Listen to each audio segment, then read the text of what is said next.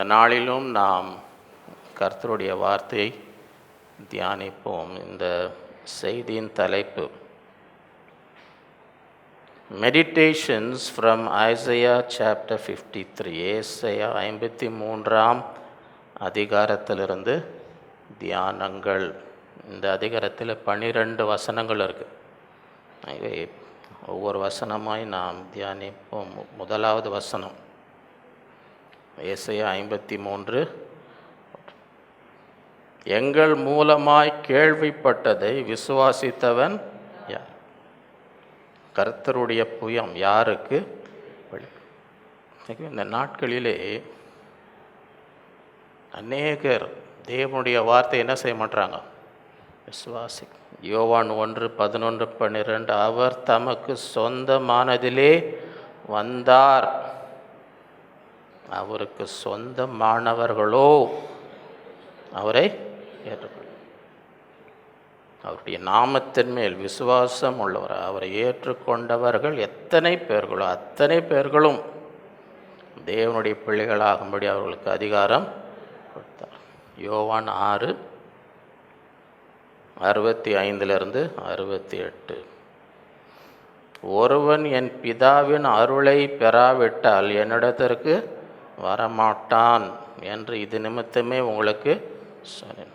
அது முதல் அவருடைய சீஷர் அநேகர் அவருடனே கூட நடவாமல் பின்வாங்கி போனார்கள்.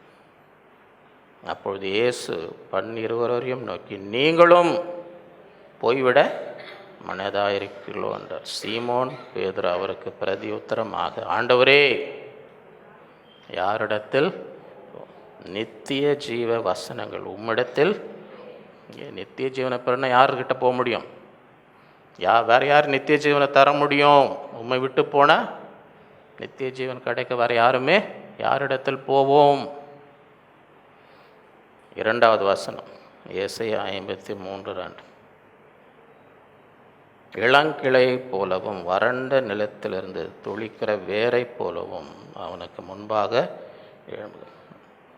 அவருக்கு அழகும் இல்லை, சௌந்தரியமும் இல்லை. அவரை பார்க்கும்பொழுது நாம் அவரை விரும்பத்தக்க ரூபம் அவருக்கு இல்லாது இருந்தது.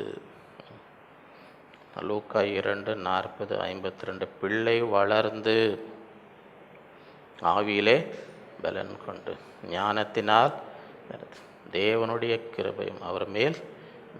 இயேசுவானவர் ஞானத்திலும் வளர்த்தியிலும் தேவ கிருபையிலும் மனுஷர் தயவிலும் அதிகமாய் விருத்தியடைந்தார். ஆகவே இப்படி தான் அவர் வளர்ந்தார். ஆனால் சிலுவைக்கு வரும்பொழுது ஏசாயா 52:14 மனுஷனை பார்க்கிலும் அவருடைய முக பார்வையும் மனுபுத்திரை பார்க்கிலும் அவருடைய ரூபமும் இவ்வளவு அந்த கேடு அடைந்தபடியினாலே அவரை கண்ட அநேகர் பிரமிப்பு அடைந்தார்கள். அந்த அளவுக்கு அவர் முகம் இந்த சிலுவையிலே பார்க்கும்போது. மூன்றாவது வசனம் ஏசாயா 53:3. அவர் அசட்டை பண்ணப்பட்டவரும் மனுஷரால் புறக்கணிக்கப்பட்டவரும் துக்கம் நிறைந்தவரும் பாடு அனுபவத்துவரமாய் இருந்தார். அவரை விட்டு நம்முடைய முகங்களை மறைத்து கொண்டோம். அவர் அசட்டை பண்ணப்பட்டிருந்தார், அவரை எண்ணாமற் போனோம். சிலுவையிலே ஆண்டவர் எபிரேயர் 4:15-16 நம்முடைய பலவீனங்களை குறித்து பரிதபிக்க கூடாத பிரதான ஆசாரியர் நமக்கு எல்லா விதத்திலும் நம்மை போல சோதிக்கப்பட்டும் பாவம் இல்லாதவராய் இருக்கிற பிரதான ஆசாரியரே நமக்கு. ஆதலால் நாம் இரக்கத்தை பெறவும் ஏற்ற சமயத்தில் சகாயம் செய்யும் கிருபை அடையவும் தைரியமாய் கிருபாஸ்தாண்டே சேர. எல்லாம் அவர் அனுபவித்தார். என்ன அசட்டை பண்ணுறாங்க, அவருக்கும் நடந்துச்சு. என்னை புறக்கணிக்கிறாங்க, அதுவும் அவருக்கு துக்கம் தாங்க முடியலங்க. துக்கம் அப்படியே அடைக்குதுங்க. துக்கம் நிறைந்தவரும் ஒரே பாடுங்க, பாட அனுபவித்தவரும் ஆகவே நம்மை போல எல்லா விதத்திலும் ஆகவே நம்ம மேலே ஒரு மனதுருக்கம். ஏன்னா கஷ்டம்னா அவருக்கு புரியும். கஷ்டம் எப்படி இருக்கும், அசட்டை பண்ணால் எப்படி இருக்கும், துக்கம் நிறைந்திருந்தால் எப்படி இருக்கும், புறக்கணிக்கப்பட்டால் எப்படி இருக்கும், எல்லாம் அனுபவித்ததுனாலே பரிதபிக்கக்கூடிய பிரதான ஆசாரியர். மத்தேயு 27:29-31 முள்ளுகளால் ஒரு முடியை பின்னி அவர் சிரசின் மேல் வைத்து அவர் வலது கையில் ஒரு கோலை கொடுத்து அவர் முன்பாக முழங்கால் பட்டு, யூதருடைய ராஜாவே வாழ்க என்று அவரை பரியாசம் பண்ணி அவர் மேல் துப்பி அந்த கோலை எடுத்து அவர் சிரசில் அடித்தார்கள். அவரை பரியாசம் பண்ணின பின்பு அவருக்கு உடுத்தின மேலெங்கே கழற்றி அவருடைய வஸ்திரங்களை அவருக்கு உடுத்தி அவரை சிலுவையில் அறையும்படி கொண்டு போனார்கள். மத்தேயு 27:20-20 பரபாசை விட்டுவிட கேட்டுக்கொள்ளவும் இயேசுவை கொலை செய்விக்கவும் பிரதான ஆசாரியரும் மூப்பரும் ஜனங்களை விட்டார். தேசாதிபதி ஜனங்களை நோக்கி, இவ்விருவரில் எவனை நான் உங்களுக்கு விடுதலையாக்க வேண்டும் என்று கேட்டான். அதற்கு அவர்கள் பரபாசை என்றார்கள். பிலாத்து அவர்களை நோக்கி, அப்படியானால் கிறிஸ்து எனப்பட்ட இயேசுவை நான் என்ன செய்ய வேண்டும் என்று கேட்டான். அவனை சிலுவையில் அறைய வேண்டும் என்று எல்லாரும். தேசாதிபதியோ, ஏன், என்ன பொல்லாப்பு செய்தான் என்றான். அதற்கு அவர்கள் அவனை சிலுவையில் அறைய வேண்டும் என்று அதிகமாய் கூக்குரவிட்டு சொன்னார்கள். நான் கேட்குறேன், யார் வேணும் உங்களுக்கு, யார் வேணும்? தேர்தல்னு வச்சிங்களேன், தேர்தல் யாருக்கு ஓட்டு போட்டாங்கல்லாம்? ஒரு கொலைக்காரன் பரபாஸ் இவரை புறக்கணித்தான். உங்களுக்கு யார் வேணும்னு கேட்டால், அப்போ உங்களை 2 பேர் நீங்களும் இன்னொருத்தர் நிற்க வச்சு ஜனங்கள் உங்களுக்கு யார் வேணும்னு இவரை வேணான்னு சொன்னால் எப்படி இருக்கும்? உங்களை வேணாம், நீங்கள் எல்லாருக்கும் நன்மை செஞ்சுருப்பீங்க. இவன் ஒரு கொலைக்காரன், எனக்கு கொலைக்காரன் தான் வேணும், இவரை கொலை செய்யுங்க. ஏன், அவர் என்ன தப்பு பண்ணார்? இல்லை, கொலை செய். லூக்கா 22:44 அவர் மிகவும் யாகலப்பட்டு அதிக ஊக்கத்தோடு ஜெபம் பண்ணினார். அவருடைய வேர்வை இரத்தத்தின் பெருத்துளிகளாய் தரையிலே விழுந்தது. எப்போ வேர்வை ரத்தம் வேர்வையாக வெளியே வரும்? சும்மா ரத்தம் வெளியே வராது. எப்போ வேர்வை வெளியே வரும்னா அந்த வியாகுலம் அப்படி தானே போட்டிருக்கு. அவர் மிகவும் வியாகுலம். அந்த வியாகுலத்தை உடம்பால் தாங்க முடியலன்னு வைங்க. இவ்வளோதான் உடம்பால் தாங்க முடியும். அதுக்கு மேலே அந்த வியாகுலம் தாங்கமெல்லாம் பண்ண உள்ளே இருக்க ரத்தம் வெளியே வர ஆரம்பிக்கும். ஏன்னா முடியல, இதுக்கு மேலே உடம்பால் அந்த வியாகுலத்தை தாங்க முடியலங்க. மிகவும் வியாகுலப்பட்டு உள்ளேருந்து ரத்தம் வேர்வையாய் நம்ம எனக்கு ஒரே டென்ஷனுங்க, வேலையில் டென்ஷனுங்க, வீட்டில் டென்ஷனுங்க, பக்கத்து வீட்டில் ரத்தம் வெளியே வந்துச்சாங்க. ரத்தம் வேர்வையாக வெளியேற அந்த அளவுக்கு டென்ஷன் யாருக்குன்னா வந்துருக்குதா? அதுதான் அவருக்கு வந்துச்சு. 4வது வசனம் ஏசாயா 53:4 மெய்யாகவே அவர் நம்முடைய பாடுகளை நம்முடைய துக்கங்களை நாமோ அவர் தேவனால் அடிபட்டு வாதிக்கப்பட்டு சிறுமைப்பட்டவர் என்று எண்ணினோம். அதெல்லாம் பட்ட பாடெல்லாம் நமக்காக தான். அநேக நேரத்தில் யாராவது கஷ்டப்பட்ட ஆண்டவர் தண்டிக்கிறாருங்க. ஆண்டவர் அவரை அதான் நினச்சாங்க. அவர் தேவனால் அடிபட்டு வாதிக்கப்பட்டு சிறுமைப்பட்டவர் என்று அவர் அவருக்காக படல, நமக்காக தான் பட்டார். மத்தேயு 8:16-17 அஸ்தமான போது பிசாசு பிடித்திருந்த அநேகரை அவரிடத்தில் அவர் அந்த ஆவிகளை தமது வார்த்தையினாலே துரத்தி பிணியாளிகள் எல்லாரையும் சுஸ்தமாக்கி அவர் தாமே நம்முடைய பலவீனங்களை ஏற்றுக்கொண்டு நம்முடைய நோய்களை சுமந்தார் என்று ஏசாயா தீர்க்கதரிசினால் உரைக்கப்பட்டது நிறைவேறும்படி இப்படி நம்முடைய பலவீனங்கள், நம்முடைய துக்கங்கள், நம்முடைய பாடுகள் தம்மீது யோவான் 16:20 மெய்யாகவே மெய்யாகவே நான் உங்களுக்கு சொல்லுகிறேன், நீங்கள் அழுது புலம்புவீர்கள், உலகமோ சந்தோஷம். நீங்கள் துக்கப்படுவீர்கள், ஆனாலும் உங்கள் துக்கம் சந்தோஷமாய் மாறும். விசுவாசி. ஏன்னா நம்முடைய பாடுகள், நம்முடைய பலவீனம் அவர் சிலுவையிலே 2 கொரிந்தியர் 1:3-4 நமது கர்த்தராக இயேசு கிறிஸ்துவின் பிதாவாகிய தேவனும் இரக்கங்களின் பிதாவும் சகல விதமான ஆறுதலின் தேவனாயிருக்கிறவருக்கு ஸ்தோத்திரம். தேவனால் எங்களுக்கு அருளப்படுகிற ஆறுதலினாலே எந்த உபத்திரவத்தில் ஆகிலும் அகப்படுவர்களுக்கு நாங்கள் ஆறுதல் செய்ய திராணி உள்ளவர்களாகும்படி எங்களுக்கு வரும் சகல உபத்திரங்களிலேயும் அவரே எங்களுக்கு ஆறுதல். எங்களுக்கு உபத்திரமே வரலங்க, நாங்கள் ரொம்ப வல்லமையாக இருக்கிறோம், எங்களுக்கு பிரச்சனையே இல்லைன்னு சொல்கிறாரா? எங்களுக்கு வரும் சகல உபத்திரங்களிலும் அவரே எங்களுக்கு, ஏன்னா நாங்கள் அப்போ தான் மற்றவங்களுக்கு என்ன செய்ய முடியும்? அந்த ஆறுதலை சொல்ல முடியும். 5வது வசனம், ஏசாயா 53. நம்முடைய மீறுதலின் நிமித்தம் அவர் காயப்பட்டு, நம்முடைய அக்கிரமங்கள் நிமித்தம் அவர் நொறுக்கப்பட்டார். நமக்கு சமாதானத்தை உண்டு பண்ணும் ஆக்கினை அவர் மேல், அவருடைய தழும்புகளால் குணமாகிறோம். 1 பேதுரு 1:18-19. உங்கள் முன்னோர்களால் பாரம்பரியமாக நீங்கள் அனுசரித்து வந்த வீணான நடத்தையின் என்று அழிவுள்ள வஸ்துக்களாகி வெள்ளியினாலும் பொன்னினாலும் மீட்கப்படாமல் குற்றமில்லாத மாசற்ற ஆட்டுக்குட்டியாகிய கிறிஸ்துவின் வெளியேற பெற்ற இரத்தத்தினாலே மீட்கப்பட்டீர்கள் என்று அறிந்திருக்கிறீர்களே.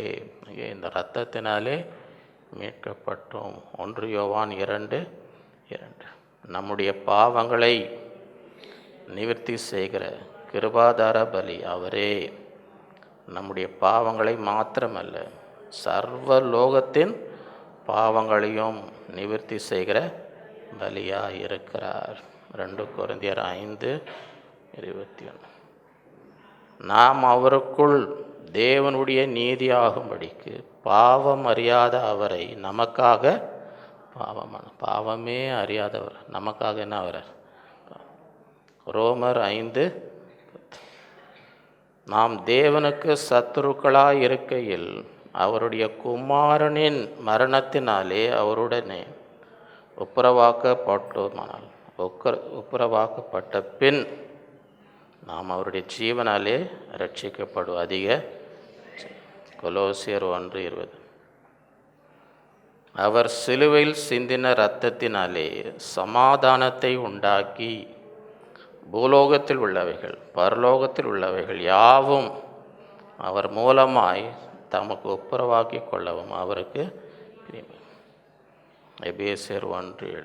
அவருடைய கிருபையின் ஐஸ்வர்யத்தின்படியே இவருடைய இரத்தத்தினாலே பாவ மன்னிப்பாகிய மீட்பு இவருக்குள் நமக்கு உண்டார். 1 யோவான் 1:7-9. அவர் ஒளியில் இருக்கிறது போல நாமும் ஒளியில் நாம் ஒருவரோடு ஐக்கியப்பட்டிருப்போம்.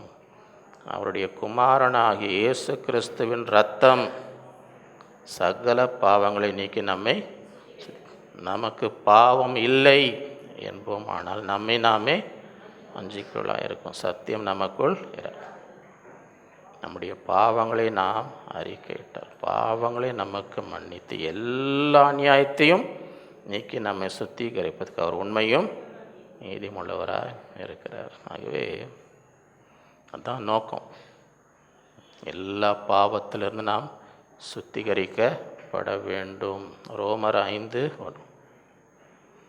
இவ்விதமாக நாம் விசுவாசத்தினாலே நீதிமான்களாக்கப்பட்டு இருக்கிறபடியால் நம்முடைய கர்த்தராக இயேசு கிறிஸ்து மூலமாய் தேவனிடத்தில் சமாதானம், நமக்கு சமாதானம் உண்டு பண்ணும் ஆக்கினை அவர் மேல். இதனால தான் நமக்கு சமாதானம். இல்லாட்டி தேவனோட நமக்கு என்ன இல்லை? சமாதானமே இல்லை.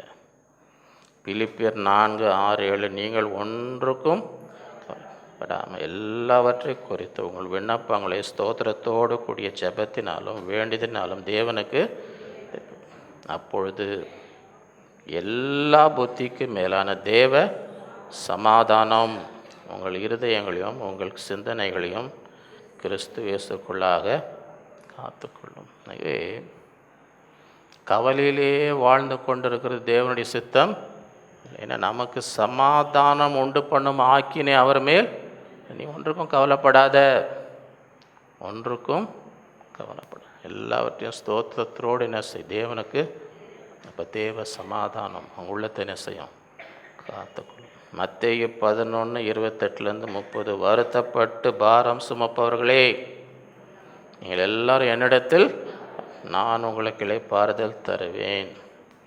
நான் சாந்தமும் மனத்தாழ்மையார், என் நுகத்தை உங்கள் மேல் என்னிடத்தில் கற்றுக்கொள்ளுங்கள், அப்பொழுது உங்கள் ஆத்மாக்கு என் நுகம் மெதுவாக என் சுமை லகுவாயும் இருக்கிறது என்றார். அவருடைய தழும்புகளால் குணமாகிறோம். மத்தேயு 4:23-24. ஏசாயா தீர்க்கதரிசி என்னென்னலாம் தீர்க்க சொன்னாரோ அதெல்லாம் ஆண்டவர் நிறைவேற்றினார். பின்பு இயேசு கலிலேயா எங்கும் சுற்றி நடந்து அவருடைய ஜெப ஆலயங்களில் உபதேசித்து ராஜ்யத்தின் சுவிசேஷத்தை பிரசங்கித்து ஜனங்களுக்கு உண்டாயிருந்த சகல வியாதிகளையும் சகல நோய்களும் நீக்கி சுஸ்தமானார். அவருடைய கீர்த்தி சீரியா எங்கும் பிரசித்தம். அப்பொழுது பலவித வியாதிகளையும் வேதனைகளையும் அடைந்திருந்த சகல பிணியாளிகளையும் பிசாசை பிடித்தவர்களையும் சந்திர ரோகிகளையும் திமிர்வாதக்காரரும் அவரிடத்தில் அவர்களை சுஸ்தமாக்கினார். ஆகவே அவருடைய தழும்புகளால் குணமாகிறோம். ஏசாயா 53 என்னென்னலாம் தீர்க்க தரிசனம் சொல்லப்பட்டதோ ஆண்டவர் இந்த உலகத்தில் வரும்பொழுது அதெல்லாம் நிறைவேற்றினார். கலாத்தியர் 3:13-14 மரத்திலே தூக்கப்பட்ட எவனும் சபிக்கப்பட்டவனும் எழுந்திருக்கபடி கிறிஸ்து ஆபிரகாமுக்கு உண்டான ஆசீர்வாதம் கிறிஸ்து இயேசுவினால் புறஜாதிகளுக்கு வரும்படியாகவும் ஆவியை குறித்து சொல்லப்பட்ட வாக்குத்தத்தம் நாம் விசுவாசத்தினாலே பெறும்படி இப்படியாக கிறிஸ்து நமக்காக சாபமானார். ஏன் நமக்கு என்ன கிடைக்கணும்? ஆசீர்வாதம். 2 கொரிந்தியர் 8:9 நம்முடைய கர்த்தராக இயேசு கிறிஸ்துவின் கிருபை அறிந்திருக்கிறீர்களே, அவர் ஐஸ்வர்யம் உள்ளவராய் இருந்தும் நீங்கள் அவருடைய தரித்திரத்தினாலே ஐஸ்வர்யவான்களாகும். உங்கள் நிமித்தம் தரித்திரர். பரலோகத்தில் எல்லாம் இருந்துச்சு, ஏன் அதெல்லாம் விட்டுட்டீங்க வந்தார்? ஏன் தரித்திரர் ஆனார்? இப்போ சிலுவையில் அவர் தொங்கின்னு இருக்கும்போது அங்கே பார்த்தாங்க, யார் நின்றுன்னு இருந்தா? யார் நின்று பார்த்துன்னு இருந்தாங்க? அவருடைய தாய். சரியா? அம்மா நான் நல்லா ஊழியம் பண்ணேன், நிறைய அற்புதம் பண்ணேன், ஏகப்பட்ட காணிக்கை வந்து கூஞ்சது, பெரிய ஒரு பங்களா வச்சுருக்கேன், போய் தங்கிக்கோங்கன்னு சொல்ல முடிஞ்சுதா? அவங்க அம்மா அங்கே தான் நிற்கிறாங்க. என்ன சொல்கிறார் சீஷன்? அப்பா இதோ உன் தாய். அம்மாவை பார்த்து இதோ ஒன். அந்த நாளிலே அந்த சீஷன் மரியாதை தான் வீட்டிற்கு அப்படின்னா என்ன? அவங்க அம்மாவுக்கு ஒரு வீடு கூட வரால, ஒன்றும் சொல்ல, இங்கே போய் தங்குங்கன்னு சொல்ல முடியல. ஏன்னா இல்லை, அம்மா எங்கள் வீட்டில் போய் தங்குங்கன்னு சொல்கிறதுக்கு அவருக்கு. நீங்கள் நிறைய பேர் அதை யோசிச்சு, எனக்கு சொந்த வீடு இல்லையாங்க, ஆண்டவர் சிலுவையில் சொந்த வீடு இருக்குன்னு சொன்னாரா? நரிக்கு கூலி இருக்குது, பறவைக்கு கூடு இருக்குது, எனக்கு தலை சாய்க்க ஏன் தரித்திரர் ஆனார்? ஏன் தரித்திரர்? இதுதான் காரணம். அவருடைய தரித்திரத்தினாலே நாம், நீ நல்லா இரு, நீ செழிப்பார், உனக்காக தான், நமக்காக தான் அவர் தன்னை ரோமர் 8:32 தம்முடைய சொந்த குமாரன் என்றும் பாராமல் நம் எல்லாருக்காகவும் அவரை ஒப்பு கொடுத்தவர். அவரோடு கூட மற்ற எல்லாவற்றையும் நமக்கு அருளாதிருப்பது எப்படி? ஏன் கொடுக்க மாட்டார்? குமாரனே கொடுத்தவர், ஏன் மீதியெல்லாம் கொடுக்க மாட்டார்? கொலோசியர் 2:15 துரைத்தனங்களையும் அதிகாரங்களையும் உரிந்து கொண்டு வெளியரங்கமான கோலமாக்கி அவைகளின் மேல் சிலுவையிலே வெற்றி சிறந்தார். நீ எந்த பிசாசுக்கும் நீ பயப்பட வேண்டிய அவசியம் இல்லை. காரணம் அதையெல்லாம் அவர் செய்தார். வெளிப்படுத்தல் 12:11 மரணம் நேரிடுதாக இருந்தாலும் அதற்கு தப்பும்படி தங்கள் ஜீவனையும் ஆட்டுக்குட்டியின் இரத்தத்தினாலும் சாட்சியின் வசனத்தினாலும் அவனே எல்லா பிசாசின் போராட்டத்தை ஆண்டுடைய இரத்தத்தினாலும் நம்முடைய வசனம் நம்முடைய சாட்சியின் வசனத்தினால ஜெயிக்க முடியும். 6வது வசனம் ஏசாயா 53 நாம் எல்லாரும் ஆடுகளைப் போல வழி தப்பி தெரிந்து அவனவன் தன் வழியிலே கர்த்தரோ நம் எல்லாருடைய அக்கிரமத்தையும் அவர் மேல் பண்ணினார். இங்கிலீஷில் ஸ்கேப் கோட்டுன்னு வாங்க. ஸ்கேப் கோட்டுன்னு கேள்விப்பட்டிருக்கீங்களா? எவனோ தப்பு பண்ணியிருப்பான், ஏதாவது ஒரு அப்பாவி தலையில் போட்டு இவன் தாங்க எல்லாம் சேர்ந்து இவன் தான் மாட்டி அவனே இருந்திருக்க மாட்டான். அவனே பாவங்க அப்பாவிங்க எல்லாத்தையும் என்ன பண்ணிட்டாங்க அவன் மேலே அப்படிங்க. அதான் வசனம் சொல். நம்ம எல்லாரும் வழி தப்பி அவன் தான் வழியில் கர்த்தரோ நம்ம எல்லாருடைய அக்கிரமத்தையும் அவர் மேல் என் மேலே போடுங்க. நான் எடுத்துக்கிறேன். ரோமர் 3:10-12 அந்தபடியே நீதிமான் ஒருவனாகிலும் உணர்வுள்ளவன் இல்லை, தேவனை தேடுகிறவன் எல்லாரும் வழி தப்பி ஏகமாய் கெட்டு போனார்கள், நன்மை செய்கிறவன் இல்லை ஒருவனாகிலும். ரோமர் 3:20 எல்லாரும் பாவம் செய்து தேவ மகிமையற்றவர்களாகி. ரோமர் 6:23 பாவத்தின் சம்பளம் மரணம், தேவனுடைய கிருபை வரமோ நம்முடைய கர்த்தராக இயேசு கிறிஸ்து உண்டாகும் நித்திய.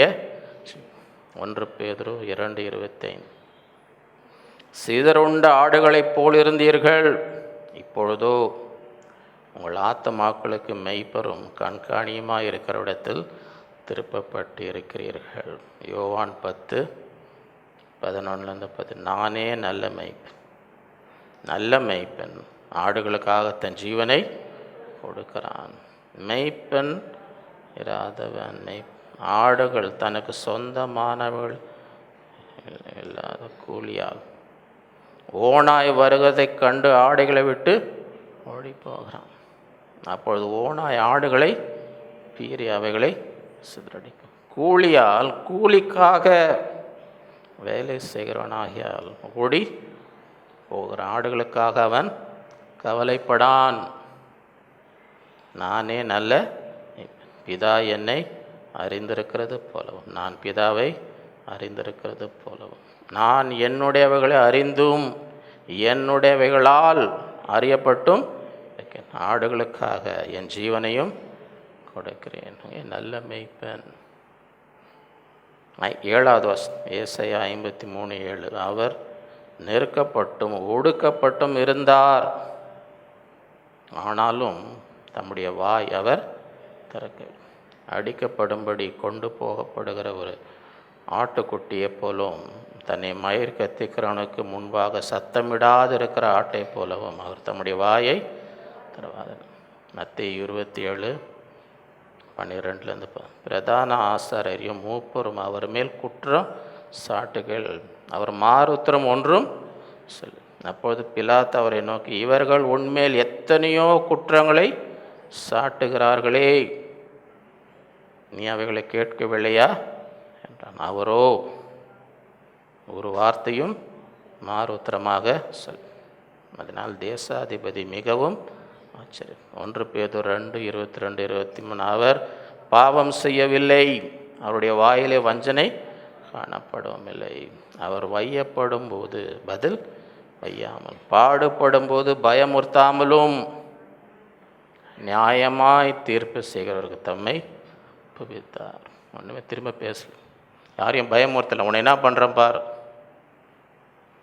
நியாயமாய் தீர்ப்பு செய்கிற ஒருத்தர் இருக்கார், அவரிடத்தில் தன்னை என்ன செய்தார்? ஒப்பு கொடுத்தார்.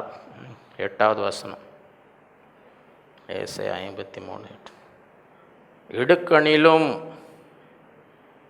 நியாய தீர்ப்பிலும் இருந்து அவர் எடுக்கப்பட்டார். அவருடைய வம்சத்தை யாரால் சொல்லி முடியும்? ஜீவனுள்ளோருடைய தேசத்திலிருந்து அறுப்புண்டு போனார். என் ஜனத்தின் மீறுதல் நிமித்தம் அவர் பாதிக்கப்பட்டார். அவருக்கு அநியாயம், நீதி செய்யலை. அவருக்கு நீதி செய்யவில்லை.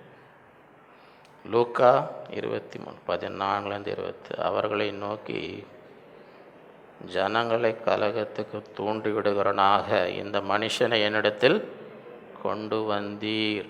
நான் அவர் மேலே என்ன குற்றச்சாட்டான்? ஜனத்தை என்ன பண்ணுறாராம்? கலகம் பண்ணி விட்டுன்னு இருக்கார். கலகக்காரங்க, இந்த ஆள் பயங்கர கலகக்காரன், ஒரே கலகம் பண்ணின்னு இருக்கிறான். நான் உங்களுக்கு முன்பாக விசாரித்த போது இவன் மேல் நீங்கள் சாட்டுகிற குற்றங்கள் ஒன்றையும் நான் இவ்விடத்தில் காணவில்லை. உங்களை ஏரோடுதற்கும் அனுப்பினேன், அவரும் இவனிடத்தில் குற்றம் காணவில்லை. மரணத்துக்கு ஏதுவாக இவன் ஒன்றும், மரண தண்டனை இருக்கிறதுலே மோசமான குற்றவாளிக்கு தான். சும்மா சின்னதுக்கெல்லாம் மரண தண்டனைன்னா இருக்கிறதுலே பயங்கரமான குற்றம் செஞ்சால் தான் எது கொடுப்பாங்க? மரண தண்டனை. மரணத்துக்கு ஏதுவாக இவன் ஒன்றும் ஆனபடியால் இவனை தண்டித்து விடுதலை ஆக்குவேன் என்றான். பண்டிகை தோறும் அவர்களுக்கு ஒருவனை நான் விடுதலை ஆக்குவது அவசியமாக இருந்தபடியால் அப்படி ஜனங்கள் எல்லாரும் அதை கேட்டு சரின்னு சொன்னாங்களா? இவர் மேலே தப்பே இல்லைங்க, விட்டுருங்கன்னு சொன்னாங்களா? இவனை அகற்றும், பரபாசை எங்களுக்கு விடுதலையாக்குங்க என்று சத்தமிட்டு, அந்த பரபாஸ் என்பவன் நகரத்தில் நடந்த ஒரு கலகத்தின் நிமித்தமும் கொலை பாதகன் நிமித்தமும் காவலிலே, இவன் தான் கலகம் பண்ணவன், கலகமும் பண்ணியிருக்கான், கொலையும் பண்ணியிருக்கான். சரியா? அவனை விடுதலை ஆக்குன்றான். ஒன்றும் பண்ணாத இவர் கலகம் பண்ணான், இவனுக்கு கொலை பண்ணு.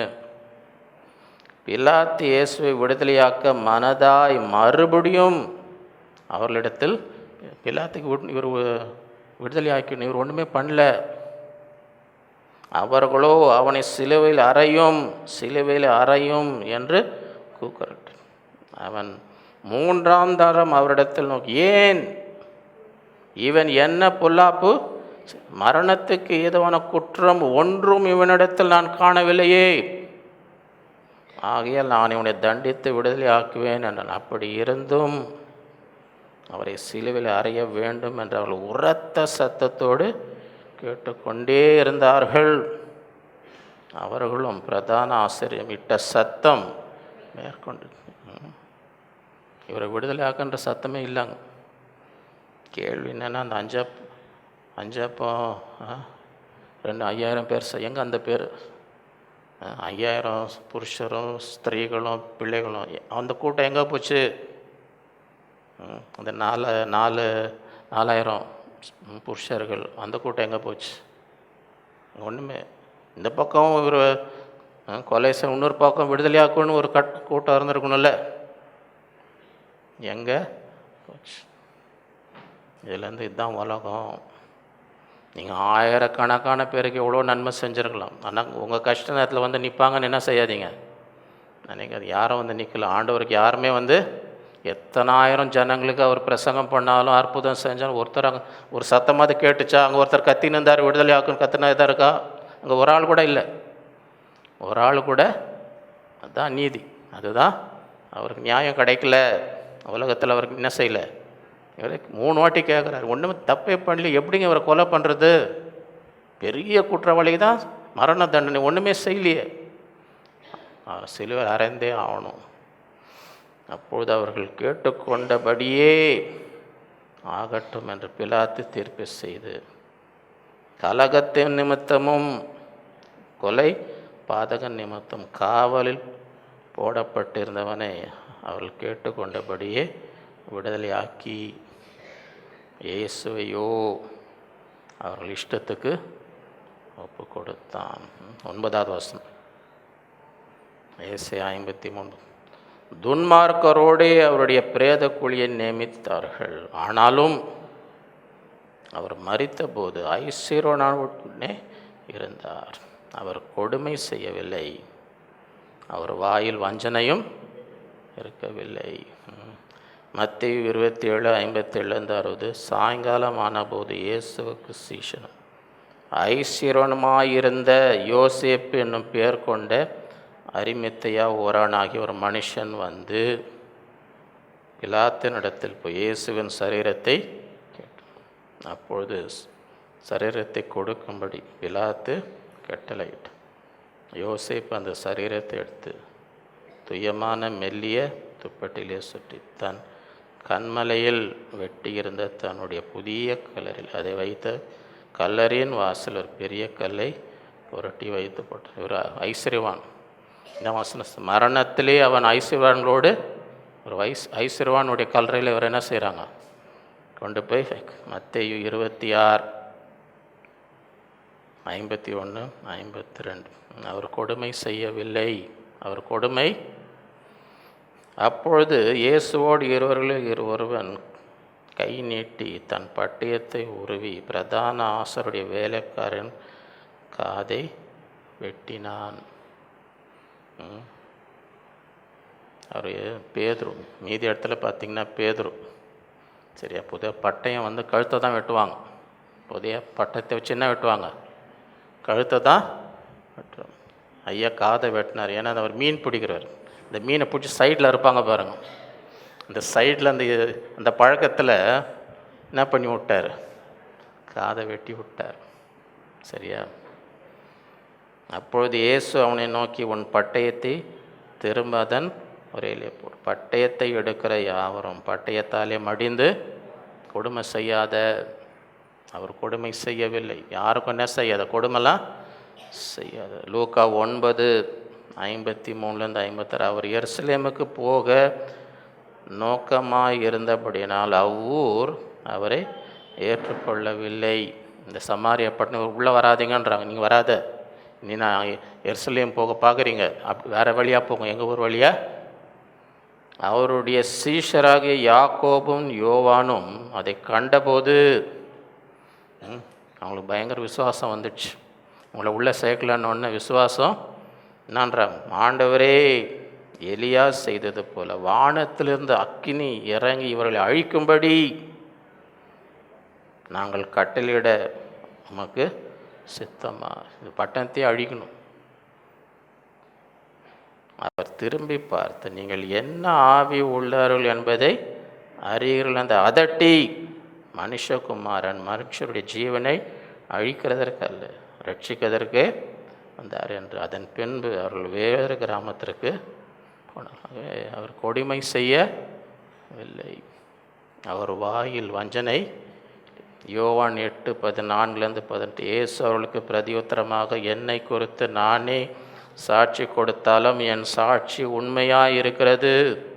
ஏனெனில் நான் எங்கே இருந்து வந்தேன் என்றும் எங்கே போகிறேன் என்றும் நீங்களோ நான் எங்கே இருந்து வருகிறேன் என்றும் நான் எங்கே போகிறேன் என்றும் அறியீர்கள். நீங்கள் மாம்சத்துக்கு ஏற்றபடி நியாயம் தீர்க்கிறீர்கள், நான் ஒருவனையும் நியாயத்திற்கு. நான் நியாயம் தீர்த்தால் என் நியாயத்திற்கு சத்தியமாய், ஏனெனில் நான் தனித்திருக்கு, நானும் என்னை அனுப்பின பிதாவாக இருக்கிறோம். 2 பேருடைய சாட்சி உண்மை என்று நீங்கள் உங்கள் நியாயப்பிரணத்திலும் எதுக்கு. நான் என்னை குறித்து சாட்சி கொடுக்கணும் இருக்கிறேன், என்னை அனுப்பின பிதாவும் என்னை குறித்து சாட்சி கொடுக்கிறார் என்றார். ஒரு வாயில் வஞ்சனை இல்லை, அவர் சொல்கிறதெல்லாம் சத்தியம். 10வது வசனம் ஏசாயா 53. கர்த்தரோ அவரை நொறுக்க சித்தமாகி அவரை பாடுகளுக்குட்படுத்தினார். அவருடைய ஆத்மா தன்னை குற்ற நிவாரண பலியாக ஒப்பு கொடுக்கும்படி செய்து அவர் தமது சந்ததியை கண்டு நீடித்த நாளாயிருப்பார். கர்த்தருக்கு சித்தமானது அவர் கையிலே ஆண்டவர் பட வேண்டியது அது ஆண்டவருடைய சித்தம். இந்த கஷ்டம்லாம் படணும், இந்த கஷ்டம்லாம். யோவான் 19:11. இயேசு பிரதியுத்தரமாக, பரத்திலிருந்து உமக்கு கொடுக்கப்படாதிருந்தால் என் மேல் உனக்கு ஒரு அதிகாரமும் அப்படினால் என்னை இடத்தில் ஒப்பு கொடுத்தவனுக்கு அதிக பாவம். யோவான் 18:11. அப்பொழுது இயேசு பேதுருவை நோக்கி, உன் பட்டயத்தை உரையிலே பிதா எனக்கு கொடுத்த பாத்திரத்தில் நான் பானம் பண்ணாமல் இருப்பேனோ? இது என் பிதா எனக்கு இதை குடி, என் மகனே இதை குடி, இது பிதா எனக்கு கொடுத்த பாத்திரம், இதை நான் குடிக்காமல் எப்படி இருக்குது? என் பிதாவே, எங்கள் அப்பாவே எனக்கு கொடுக்குறாரு, இதுதான் உனக்கு, இந்த பாடு நீ படணும். அப்போஸ்தலர் 4:24-28. அவர்கள் அதை கேட்டு ஒருமனப்பட்டு தேவனை நோக்கி சத்தமிட்டு, கர்த்தாவே, நீர் வானத்தையும் பூமியும் சமுத்திரத்தையும் அதில் உள்ள யாவற்றையும் உண்டாக்கின புறஜாதிகள் கொந்தளித்து ஜனங்கள் விருதாக்காரங்கள் சந்திப்பான். கர்த்தருக்கு விரோதமாகவும் அவருடைய கிறிஸ்துவுக்கு விரோதமாகவும் பூமியின் ராஜாக்கள் ஏகமாய் கூட்டம் கூடினார்கள் என்றும் தேவரீர் உம்முடைய தாசனாகிய தாவீது வாக்கில் வைத்தீரே. அந்தபடி இந்த வசனம் நல்லா கவனிங்க.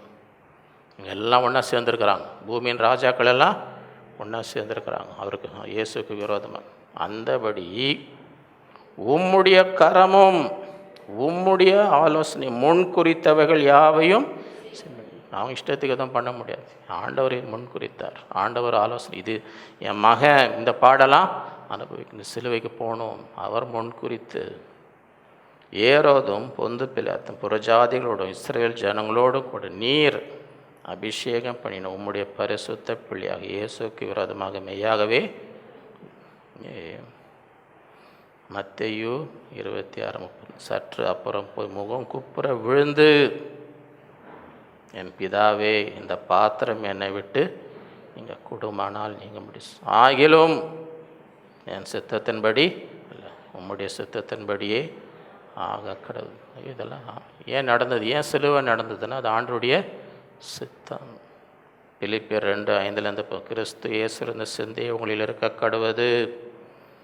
அவர் தேவனுடைய ரூபமாக இருந்து தேவனுக்கு சமமாக இருப்பது கொள்ளையாடின பொருளாக தம்மை தாமே வெறுமையாக்கி அடிமையின் மனுஷர் சாயலன் அவர் மனுஷ ரூபமாய் காணப்பட்டு மரண பரியந்தம். முதல்ல ஒரு தேவன் மனுஷன் ஆகிறதே தன்னை தாழ்த்துறார். மனுஷனானு அவசியம் இல்லை, மனுஷராகிறது தான். அது மாத்திரம் இல்லை, தேவனுக்கு மரணமே கிடையாது. இவர் அதுக்கும் ரெடியாக இருக்கார். சரி, நான் மறிக்கிறேன், சரியா? மரண பரிந்தம், அதுவும் சாதாரண மரணம், தூக்கத்தில் போனார் இல்லை, சிலுவையின் சாதாரண மரணம், சிலுவையில் வேதனை, ரத்தம் சிந்தி வேதனையில் மறிக்கும்படி சிலுவை, அதாவது சிலுவையின் மரணம் கீழ்ப்படிந்தவராகி தம்மை தாமே தாழ்த்து. அதனால் தேவன் எல்லாவற்றுக்கும் மேலாக அவரை இயேசுவின் நாமத்தில் வானோர் பூலத்தோர் பூமியின் கீழுடைய முழங்கால் யாவும் பிதாவாகிய தேவனுக்கு மகிமையாக இயேசு கிறிஸ்து கர்த்தர் என்ற நாவுகள் யாவும் அவருக்கு இப்போ எல்லா நாமத்துக்கு மேலான நாமே அவருக்கு தந்தலாம். லூக்கா 9:23. பின்பு அவர் எல்லாரையும் நோக்கி, ஒருவன் என் பின்னே வர விரும்பினால் அவன் தன்னைத்தான் தன் சிலுவையை அனுதினம் எடுத்துக்கொண்டு என்னை. கிறிஸ்துவில் இருக்க அதே சிந்தை நமக்கு இருக்க வேண்டும். ஏனென்றால் நமக்கும் என்ன இருக்குது? ஒரு சிலுவை இருக்கு. ஒருவன் எனக்கு பின்னே வர அவன் தன்னைத்தான் என்ன செய்யணும்? வெறுக்கணும். வெறுத்து தன் சிலுவை அனுதினமும், வெறும் ஞாயிற்றுக்கிழமை இல்லை, வெறும் good Friday, Easter, Christmas, new year, அனுதினமும் தன் சிலுவை என்ன செய்யணும்? கலாத்தியர் 2:20 கிறிஸ்துவுடனே கூட சிலுவையிலே அறையப்பட்ட ஆயினும் பிழைத்திருக்கிறேன். இனி நான் அல்ல, கிறிஸ்துவே எனக்குள். நான் இப்பொழுது மாம்சத்தில் பிழைத்திருக்கிறதோ என்னில் அன்பு கொண்டு எனக்காக தம்மை தாமே ஒப்பு கொடுத்து தேவனுடைய குமாரனை பற்றும் விசுவாசத்தினாலே பிழைத்திருக்கிறேன். 11வது வசனம் ஏசாயா 53:30. அவர் தமது ஆத்ம வருத்தத்தின் பலனை கண்டு திருப்தி ஆவார். என் தாசனாகிய நீதிபரர் தம்மை பற்றும் அறிவினாலே அநேகரை நீதிமான்களாகும், அவருடைய அக்கிரமங்களை தாமே. அவருக்கு அந்த பட்ட கஷ்டத்துக்கு எப்போ அவருக்கு ஒரு திருப்தி வரும்? அநேகர் நீதிமான்களாகும். இவர் நிமித்தம் பாவ மன்னிப்பை பெறும்பொழுது, இவர் நிமித்தம் நித்திய ஜீவனை பெறும்பொழுது பட்ட பாடலாம் அதோடைய பலன். என் பாடுடைய இந்த ஆத்மாக்கள்லாம் அவர் தமது ஆத்ம வருத்தத்தின் பலனை கண்டு திருப்தி ஆவார். யோவான் 3:16 தேவன் தம்முடைய ஒரே பேரான குமாரனை விசுவாசிக்கிறவன் எவனோ அவன் கெட்டு போகாமல் நித்திய ஜீவனை அடையும். அவரை தந்தருளி இவ்வளவா உலகத்தில் நோக்கம் என்ன? கெட்டு போகாமல் என்ன அடையணும்? அது நித்திய ஜீவனை ஜனங்கள் பெறும்பொழுது தான் அவருக்கு ஆத்மாவுக்கு என்ன வரும்? திருப்தி. சில பேர் உலகத்தில் யாருன்னா இறந்துட்டாங்கன்னா அவருடைய ஆத்மா சாந்தி அடையணுங்க. அவர் ஆத்மா எங்கே இருக்குன்னு நமக்கு தெரியாது. அது எங்கே இருக்கும்னு நமக்கு இங்கே உட்காந்துன்னு என்னான்வாங்க, இங்கே வசனம். அவர் ஆத்மா எப்போ திருப்தி அடையும்னா அநேகர் நீதிமான்கள் ஆகும் பொழுது, நித்திய ஜீவனை பெறும் பொழுது அவருடைய ஆத்மா திருப்தி, ஆத்மா வருத்தத்தின் பலனை கண்டு திருப்தி ஆவார்.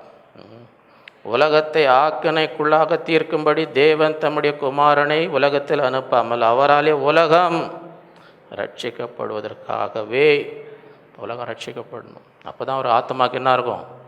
திருப்தி. ஆத்மா வருத்தத்தின் பலனை கண்டு லூக்கா 15 அதுபோல மனம் திரும்பும் அவசியமில்லாத 99 நீதிமான்களை குறித்து சந்தோஷம் உண்டாகிறதை பார்க்கிலும் மனம் திரும்புகிற ஒரே பரலோகத்தில் மிகுந்த உண்டாயிருக்கும் என்று உங்களுக்கு. ஏன்னா அதுக்கு தான் இவ்வளோ கஷ்டப்பட்டார், அதுக்கு தான் இவ்வளோ இந்த ஆத்ம வருத்தத்தின் பலனை கண்டு திருப்தியாக. ஒரு பாவி மனம் திரும்பும்போது பரலோகத்தில் மிகுந்த சந்தோஷம். 1 தீமோத்தேயு 2:4 அந்த எல்லா மனுஷரும் ரட்சிக்கப்படவும் சத்தியத்தை அறிகிற அறிவாளி அவர் சித்தமுள்ளவராய் தேவன் ஒருவரே, தேவனுக்கும் மனுஷருக்கும் மத்தியஸ்தர், எல்லாரையும் மீட்கும் பொருளாய் தம்மை ஒப்பு கொடுத்த மனுஷனாக கிறிஸ்து இயேசு இதற்குரிய சாட்சி ஏற்ற காலங்களில் விளங்கி வருது.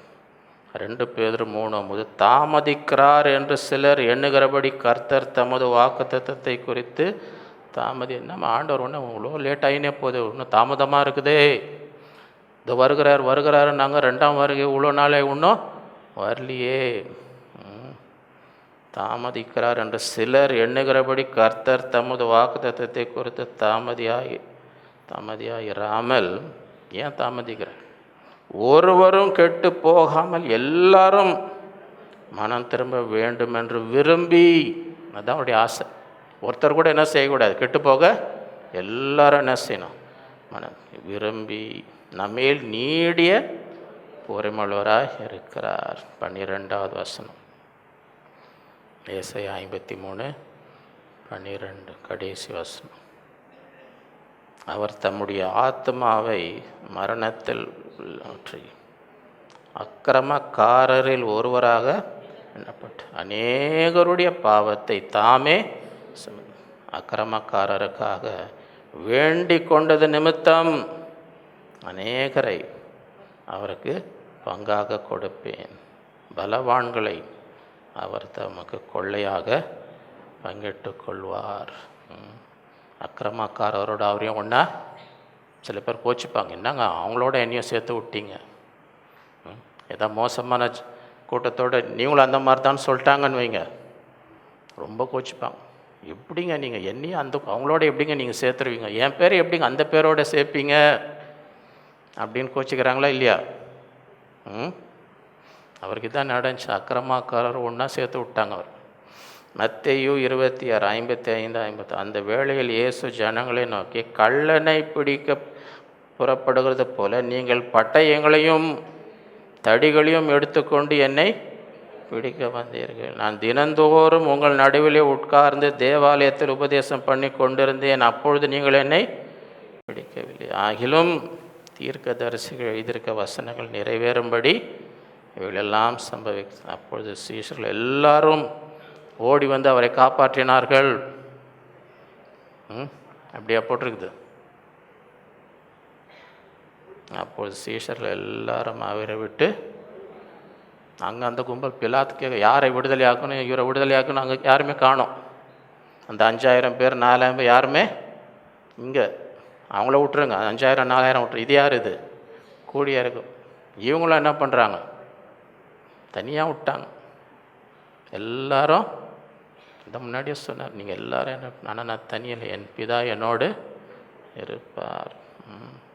மார்க் 15:27-28 அல்லாமலும் அவருடைய வலது பக்கத்தில் ஒருவன், அவருடைய இடது பக்கத்தில் ஒருவன், 2 கல்லறை, அவரோடு கூட சிலுவிலே அக்கிரமக்காரர்கள் ஒருவனாக எண்ணப்பட்டார் என்ற வேத வாக்கியம் அதனாலே யோவான் 6:37-40 அவர் வேண்டுதல் செய்வார், அநேகருடைய பாவத்தை தாமே சுமந்த அக்கிரமக்காரருக்காக வேண்டிக் கொண்டது நிமித்தம் அநேகரை அவர் பங்காக கொடுப்பேன். அதுதான் இங்கே செய்கிறார். யோவான் 6:37 பிதாவானவர் எனக்கு கொடுக்கிற யாவும் என்னிடத்தில் வரும், என்னிடத்தில் வருகிறேன், நான் புறம்பே தள்ளுது. என் சித்தத்தின்படி அல்ல, என்னை அனுப்பினவருடைய சித்தத்தின்படியே செய்யவே நான் வானத்திலிருந்து எங்க அவர் எனக்கு தந்தவைகள் ஒன்றையும் நான் எழுந்து போகாமல் கடைசி நாளில் அவைகளை எழுப்பதே என்னை அனுப்பின பிதாவின் சத்தமாக. குமாரனை கண்டு அவரிடத்தில் விசுவாசமாக இருக்கிறவன் எவனோ அவன் நித்திய ஜீவனை அடைய முடியும், நான் அவனை கடைசி நாளில் எழும்புவதும் என்னை அனுப்பினுடைய சித்தமாய் இருக்கிறது என்று. என்னை விசுவாசிக்கிறவனை என்ன செய்ய விட மாட்டேன், கடைசி நாள் அவனை.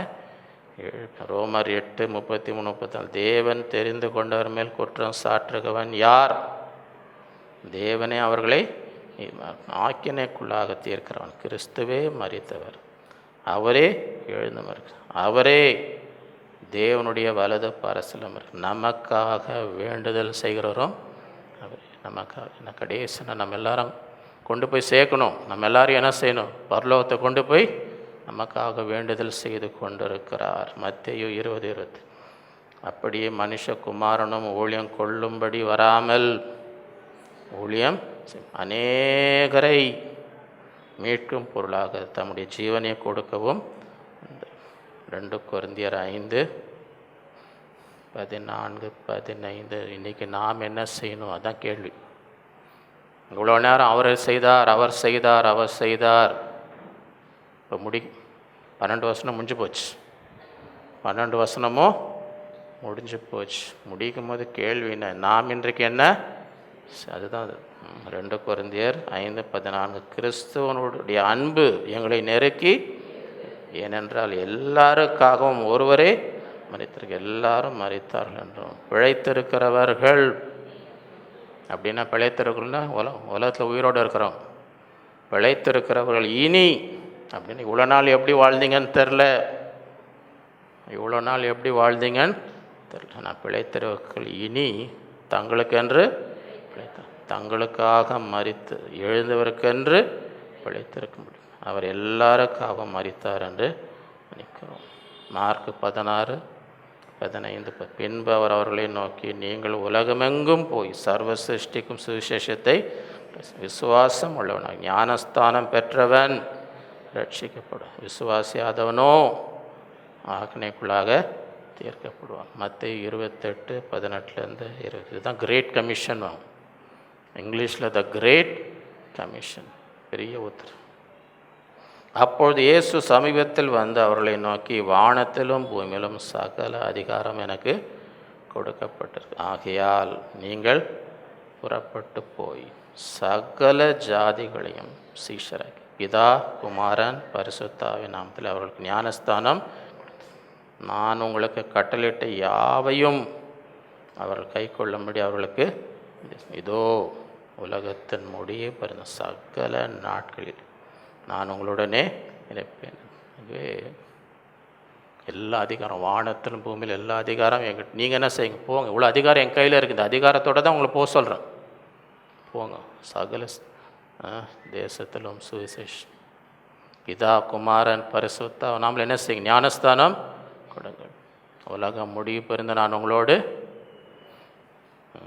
இதை நம்ம செஞ்சோன்னு வைங்க, இதை நம்ம உண்மையாக செய்தால் என்ன நடக்கும்?